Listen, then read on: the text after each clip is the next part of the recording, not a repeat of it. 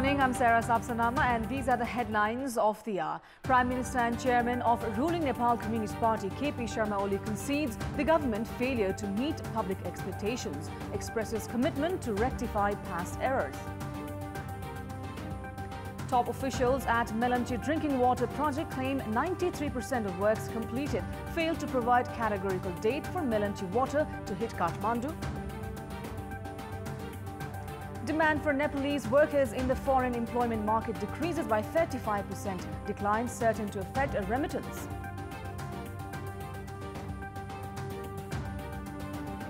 And Manang Marsyangdi club are champions-elect with 2 matches to spare at the Martyrs Memorial A Division League. Set of nearest followers Sankata 3-1. We'll start with the latest national political updates.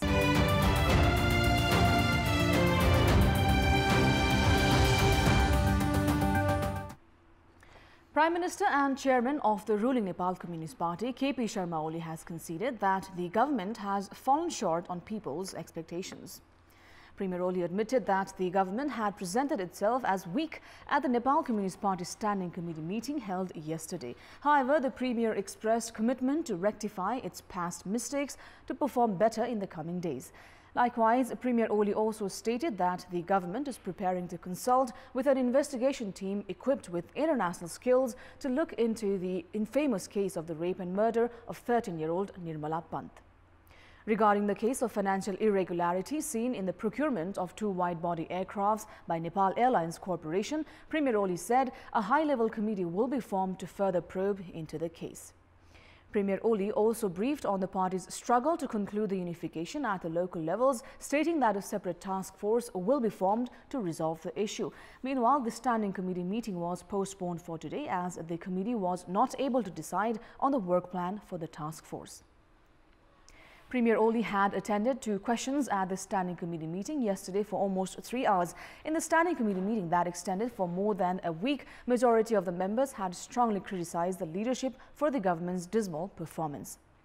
However, Premier Oli defended the work execution by the government and the ministers.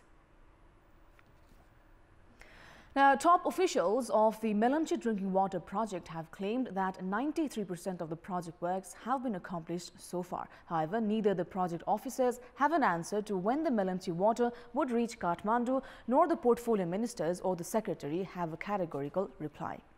The project, which is now stranded because of the contractors, is facing considerable complications.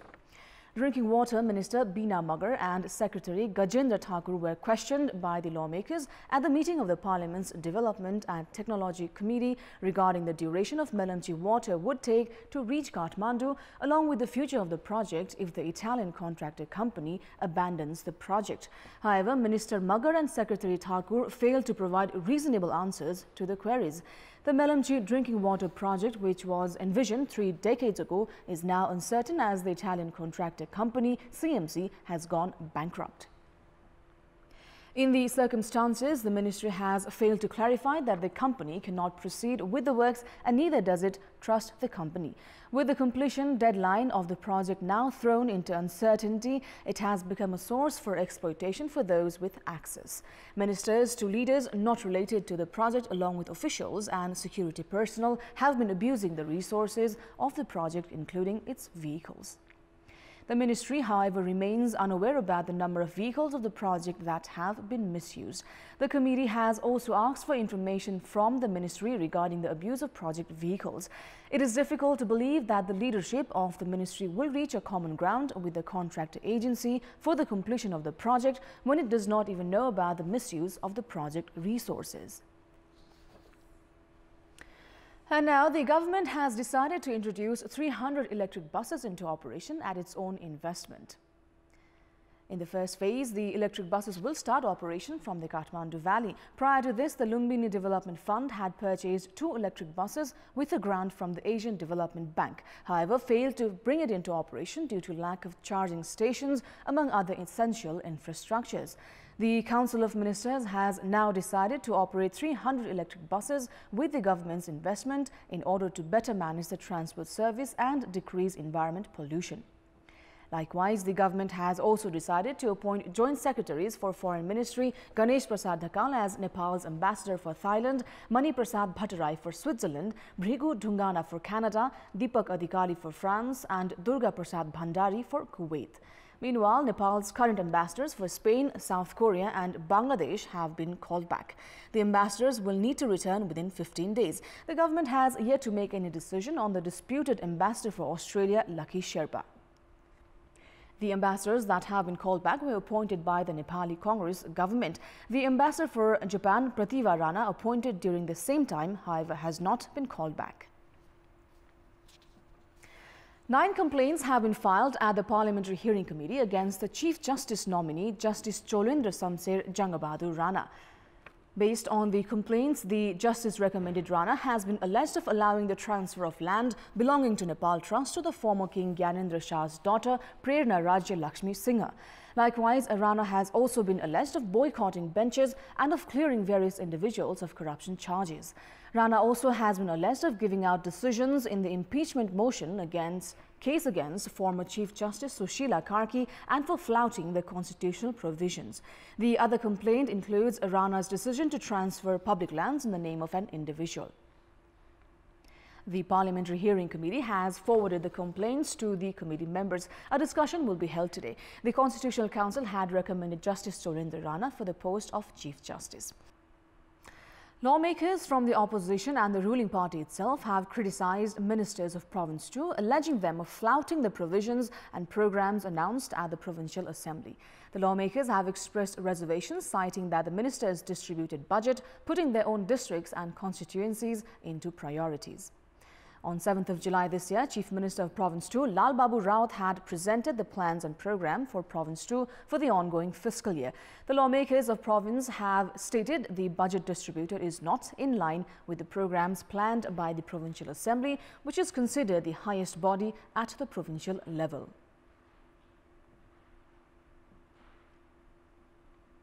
निर्माण गर्दाखेरि त्यो अभण्डा रकमहरू बढी त्यसमा पनि जिल्ला पनि नमिलेको योजनाहरू पनि बनाउँदा पनि जिल्ला चाहिँ निर्धारण नगरेको त्यतिकै सिधै चाहिँ तपाईको योजनाहरू निर्माण गरेका छन्. The lawmakers of the opposition even halted the assembly meeting, demanding an expansion in the budget distribution. They have stated the budget distributed is not in line with original plans of provinces and have alleged the ministers of prioritizing their own districts and electoral constituencies. नीति कार्यक्रम अनुसार त budget पक्कै आएको होइन. यो त मुख्यमन्त्री या अर्थमन्त्रीले पनि स्वीकार्नु भएको हो. The sentiments expressed by the lawmakers are also shared by the members of the Provincial Council.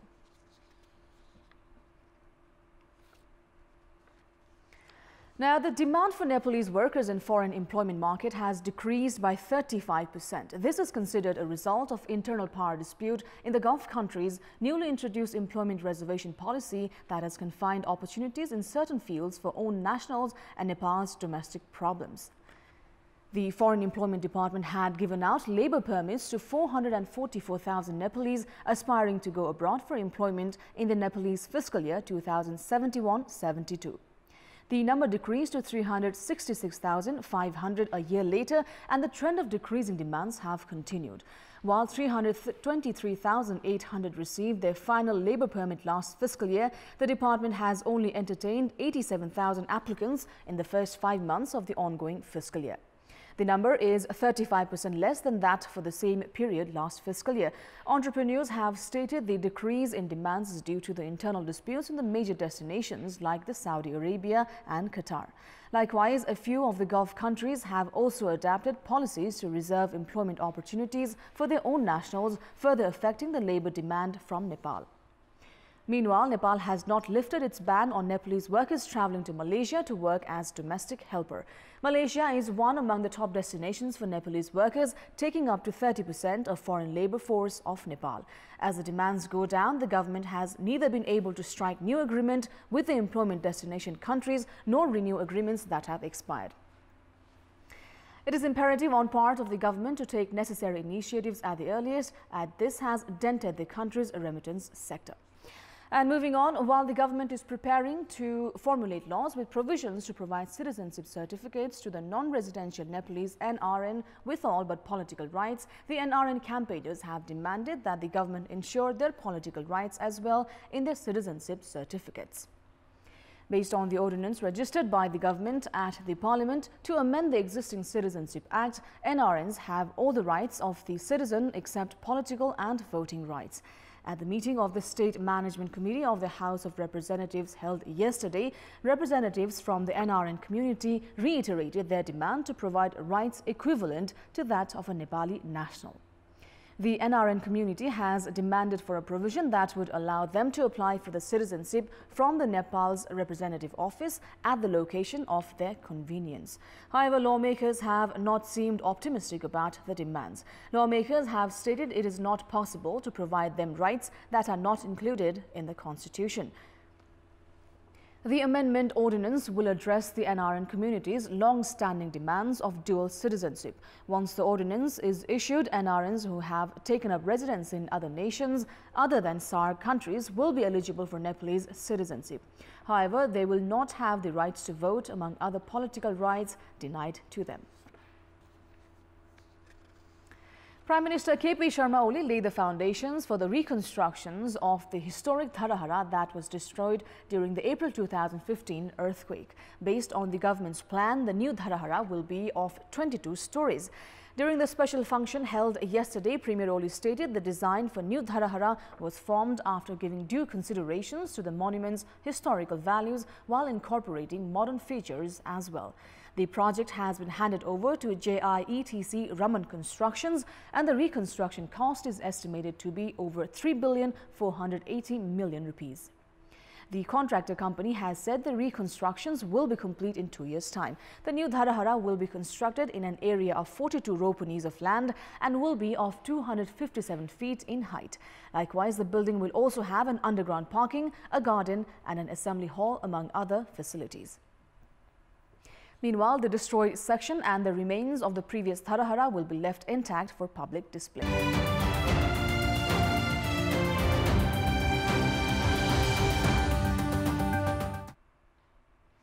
The government is preparing to hold the second investment summit in the capital on 29th and 30th of March coming year. The first edition of the summit was held 2 years back. The government will select 30 different investment-worthy projects to present to the investors in the two-day summit, for which all the provinces have sent 5 potential projects each. The government has said top priority will be given to projects focused in commercialization of agriculture, those dedicated to energy, basic infrastructures development, industrialization and information technology. Investors had pledged 1,400 billion rupees during the first investment summit. However, so far, the preliminary process for projects worth just 275 billion rupees have been started. The Finance Ministry has expressed commitment in putting serious efforts in attracting investments by showing the improvements made in the laws and business environment till date since the first summit was held. Now, local residents of all the wards in Palpa's Bagnash Kali rural municipality have been involved in agriculture.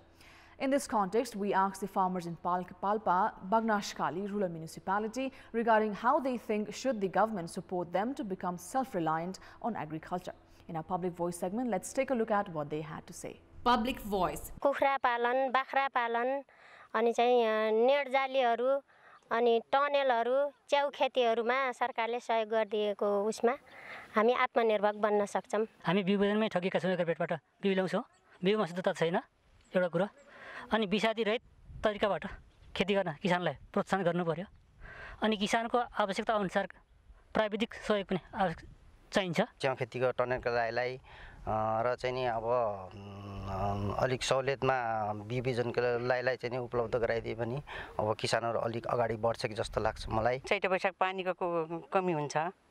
अब लाएर मात्र जाँगर मात्र भएन, पानी हुन पर्यो. कृषकले चाहिँ उत्पादन गरेको वस्तुको सही मूल्य पाउन सकेको छैन र उपभोक्ताले पनि त्यही किसिमको चाहिँ वस्तु चाहिँ खरिद गरेर लिन नपाएको अवस्थाले गर्दाखेरि ढुवानीमा चाहिँ अलिकति व्यवस्थापन गर्न सकियो भनेदेखि र बिचौलियाले चाहिँ व्यवस्थापन गर्न सकियो भने कृषि उत्पादन पक्कै पनि बढ्छ. नेट जाली चाहिएछ अनि त्यो राखेपार अलिक हामीलाई बिसाडी पनि अलि थोरै लाग्छ कि प्लास्टिक पोखरी र मल्चिङ प्लास्टिक अनि बिरुवा लगाउने मेसिन दिए पार राम्रो होला जस्तो लाग्छ।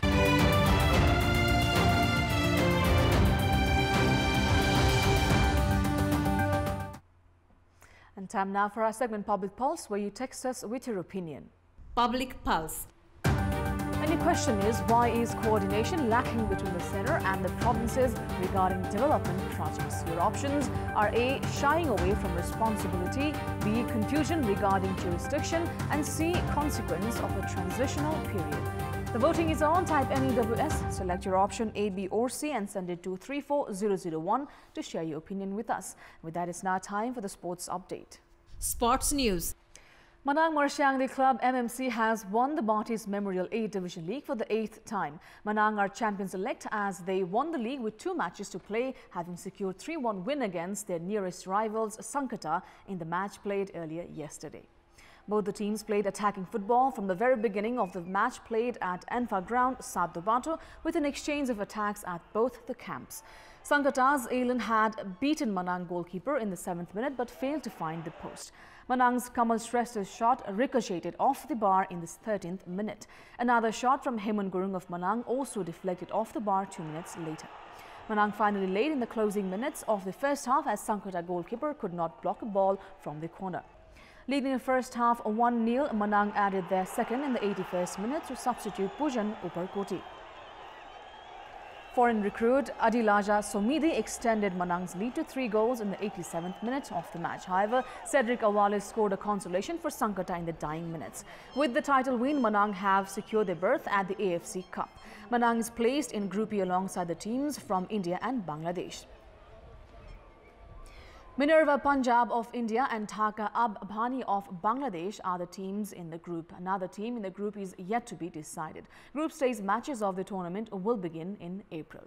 And moving on, Nepalese spin prodigy Sandeep Lamichhane has continued with his impressive performance at the Big Bash League. Sandeep picked 2 wickets, conceding only 18 runs in his 4 overs in the match against Sydney Sixers yesterday.